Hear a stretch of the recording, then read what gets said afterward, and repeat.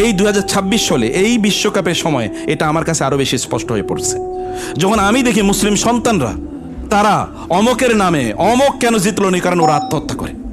অমকে কেন জিতলো না, এই কারণে সে মারামারি করে, ঝগড়া বিবাদ করে। অমকে কেন জিতলো, এই খুশিতে সে মদ খায় এবং এটাকে সে সেলিব্রেট করে। আমাদের ট্যাক্সের দেয়া টাকার, যাদের শিক্ষকদের বেতন দেওয়া হয়, যাদের বিল্ডিং বানানো হয়, ওরা সারাটা রাত জুড়ে এই মাতলামি করতে থাকে, অথচ আমাদের টাকা দিয়ে ওদেরকে পড়ানো হয়। আমি নিজেও পড়েছি সেখানে, 12 টাকা বেতন, 20 টাকা বেতন, ইউনিভার্সিটিতে পড়েছে। অথচ এটা যদি আমি কোনো প্রাইভেট বিশ্ববিদ্যালয়ে পড়তাম তাহলে আমাকে 30-40 লাখ টাকা দেওয়া লাগতো। অথচ আমাদের টাকা দিয়ে পড়ছে, কিন্তু ওরা সারাটা রাত জুড়ে ওখানে মাতালের মতো করে এগুলো দেখে। এর যদি না আসতো আমাদের চোখের সামনে, তাহলে এই আয়াতের মর্ম আমি এত ভালো করে বুঝতে পারতাম না। আল্লাহ বলেছেন ফাংসাহুম আনফুসাহুম, আল্লাহ ওদের নিজেদের যে আত্মমর্যাদা আছে না, এই আত্মমর্যাদা আল্লাহ তাআলা ভুলিয়ে দেবেন।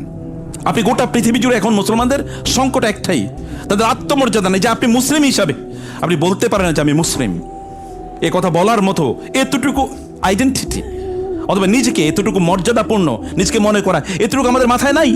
আমরা এগুলো ভাবছিও না, আমরা এগুলো চিন্তাও করছি না। ইসলাম আমাদের মর্যাদার প্রতীক এখন আর নাই।